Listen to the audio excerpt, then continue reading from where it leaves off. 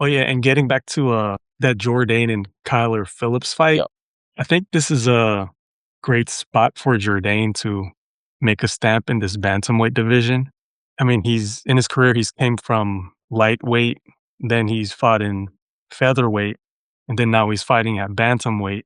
And I think he's just gonna have the more power and pressure to push Kyler Phillips into deep waters if it gets to that in the second or third round. Because when I see Kyler Phillips fight, he looks really good in round one. Like that's where most of his offense shows up.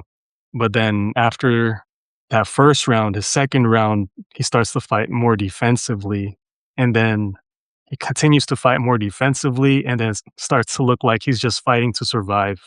So I really don't like how that looks.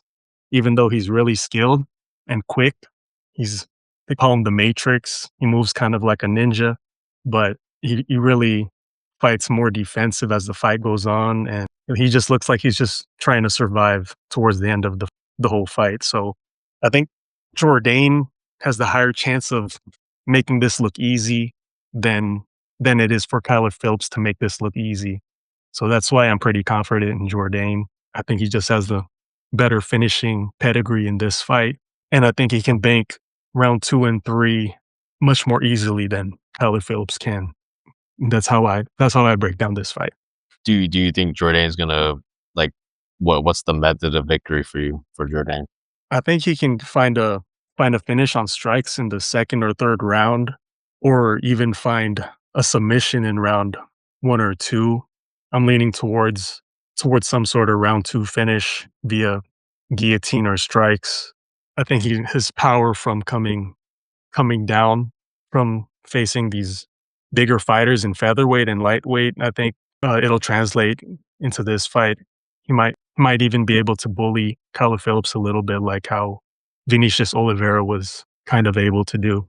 So, yeah, I think round 2, or if Kyler Phillips survives, maybe unanimous decision.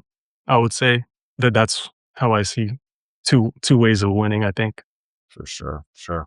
Yeah, I mean, Kyler's an interesting guy, interesting fighter to look at because when you look at how he fights and type of wins that he's had, especially early on in his career, I mean, this guy beat Song Yadong, right? Like that's a really good win in the beginning of your career.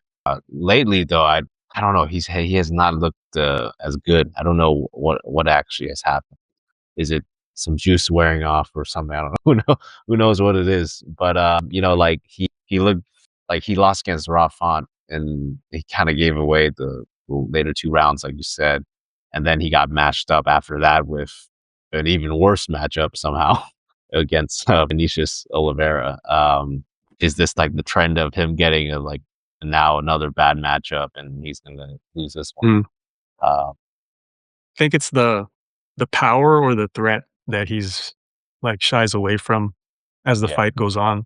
Yeah, like Font and Oliveira, they threaten him with all that power and finishing ability. I think. got it. Yeah. Yeah, I mean, right now, I think I'm leaning Jourdain based on what you're saying right now, based off what I'm seeing on what I saw from Phillips lately.